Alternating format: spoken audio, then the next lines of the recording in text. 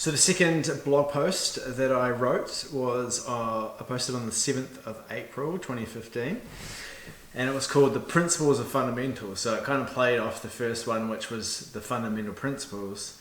The Principles of Fundamental was kind of more me talking about my business, fundamental, how I think about personal training and fitness industry and all of that kind of stuff. So that's what it was about. And basically I started it just quoting a piece from the first blog post saying, the purpose of this blog is to formalise the recurring things I see day after day in an effort to create a consciousness around them.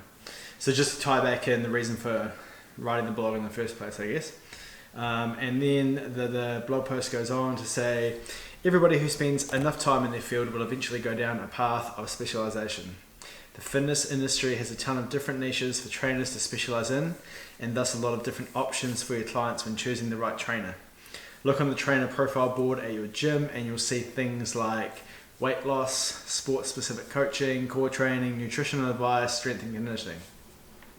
If I could sum up a description of what I'm passionate about, the premise of my practice at this current point in time, and then in brackets just saying that it's an ever-evolving identity, passion, skill set, or at least it should be, it would look something like this. So for me, my kind of niche, I sum it up by saying basically just quality of life.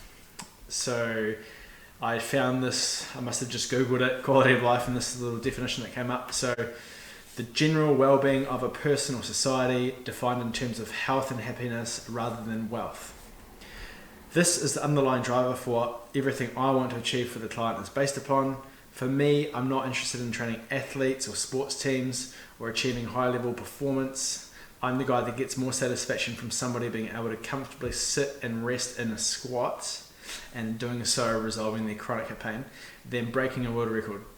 The process of improving somebody's quality of life is what makes this blog relevant. The theory that I subscribe to is that as modern humans, we are leaving so many of the basic requirements for achieving a better or normal quality of life on the table.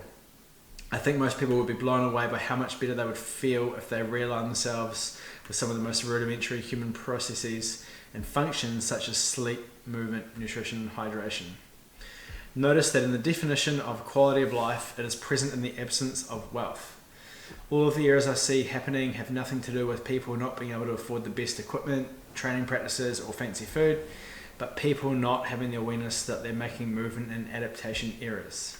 Take eating, drinking, sleeping as examples. Yes, these processes require money for sure, but you don't have a choice. You can't live without them regardless of who you are.